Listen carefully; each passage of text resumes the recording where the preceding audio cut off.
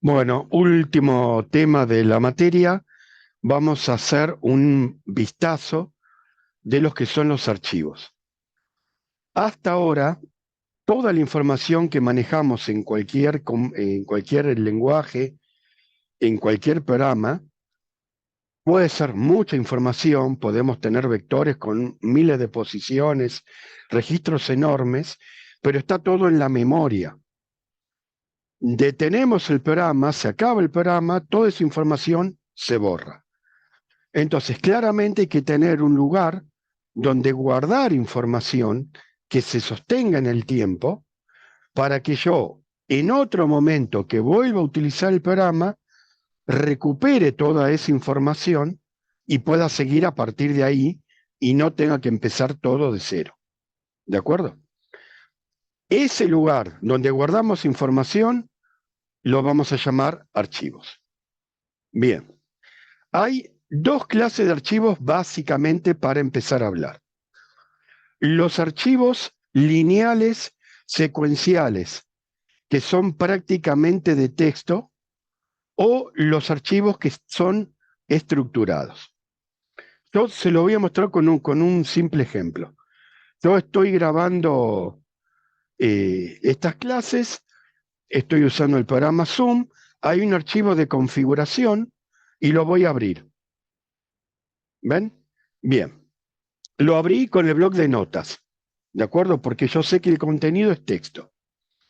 Entonces, ¿qué tiene este archivo? ¿Ven? Tiene simbolitos, ¿de acuerdo? Simbolitos que cada uno está expresando algo.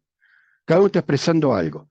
Fíjense que comienza con una llave, viene comilla, ítems y cierra comillas. O sea que esto en realidad es como un texto, ¿de acuerdo? Dos puntos. O sea, después va a venir como el contenido de esto. Audio, ¿ven? Es un texto, dos puntos, y me está dando el nombre. ¿Está bien? Audio 11 50, bla, bla, bla, punto. Y fíjense que es el nombre del archivo que está acá. ¿Ven? Prefijo proceso 100. Video, y es el nombre que tenía. Yo lo cambié, el nombre del video. Entonces, si yo quiero guardar información, por ejemplo, que es de configuración, ¿está bien? O quiero guardar valores sueltos. ¿Cuántos legajos tengo en mi empresa? ¿Cuál es el sueldo básico común en general? ¿Cuál es la dirección de la empresa? ¿Cuál es mi quill? Normalmente todo eso va en algún archivo de este tipo, que es texto. Cuando lo grabo, yo grabo, por ejemplo, 4 o 5 variables, y cuando leo las mismas variables en el mismo orden, respetando, porque puede ser que una sea texto, otra sea número, otra sea un número entero, y entonces recuperé información. ¿De acuerdo? Un archivo de texto así puro se graba entero y se lo lee entero. Hagan de cuenta que es como un archivo de Word. ¿De acuerdo? Yo abro un archivo de Word, lo manejo en pantalla y lo grabo entero. ¿Estamos? Puede ser muy cortito, puede ser enormemente largo, pero se lee entero y se graba entero. En cambio, hay archivos que yo los voy a manejar organizados. ¿Está bien? ¿Cómo los voy a organizar? De una forma relativamente simple, usando los registros que vimos antes. Entonces, yo defino un registro que va a tener campos. El campo es cada elemento de ese registro. Y le defino, esto va a depender del lenguaje, pero lo defino como yo quiero. El nombre, que va a ser un texto y que va a tener un máximo de 30 caracteres. La dirección, que es un texto y va a tener un máximo de 40 caracteres. La fecha de nacimiento, que por ahí es otro tipo de registro con 3 enteros, o por ahí es del tipo fecha. ¿De acuerdo? El salario, que por ahí es un real, el código, que por ahí es un entero, y todo lo que yo quiera. Entonces, un archivo mío en la realidad va a ser una sucesión de registros. ¿De acuerdo? O sea, el registro 1, el registro 2, el registro 3, el registro 4, el registro N. Todos estos van a estar grabados en el disco, no van a estar en memoria. Entonces, este tipo de archivos con registros puede ser terriblemente largo.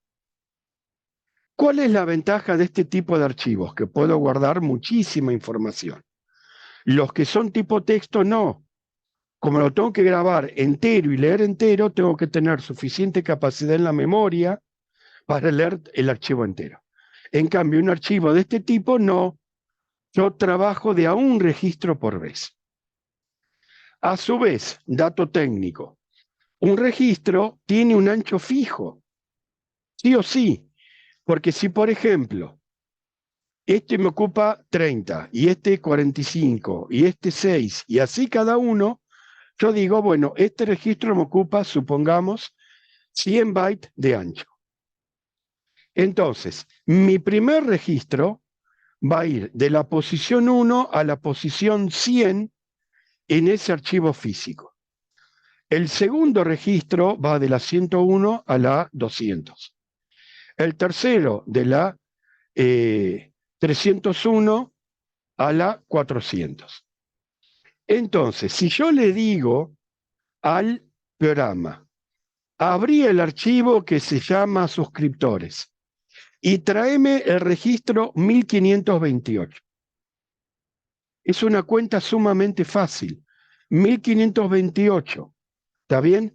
Por el ancho que tiene el registro y ya sé físicamente en qué posición está esa información.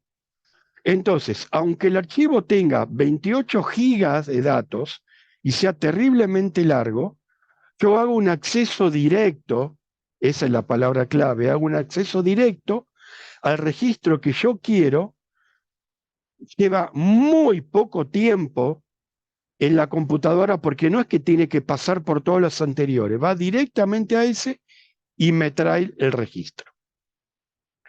A su vez, si yo estoy modificando un registro y le digo, mira, este registro que lo tengo en la memoria, este registro que lo tengo en la memoria, grabalo en la posición 527, el sistema sabe exactamente a dónde va y graba ese registro en la 527 sin tocar todo el resto del archivo. Entonces, los archivos de acceso directo permiten tener la información sumamente ordenada, tienen una dimensión, un largo sumamente grande porque va a depender del espacio en disco, y son muy rápidos de leer y de grabar. En la práctica son los que se usan en su mayoría. ¿De acuerdo? Los otros, que son archivos secuenciales, en realidad se usan para fines muy específicos. Por ejemplo, configuración o datos o ese tipo de información. ¿Está bien? Imagínense que yo tengo una planilla Excel que la grabo de alguna forma en texto o en algo que sea reconocible, me quedo un archivo secuencial y yo hago un programa que abra esa información secuencial y la proceso con mi programa. Estoy leyendo un archivo en Excel, pero no lo voy a modificar el Excel, estoy simplemente leyéndolo y convirtiéndolo a mi información. ¿De acuerdo? Bien, yo puedo tener muchos archivos. Cada archivo está formado por un tipo de registro. ¿De acuerdo?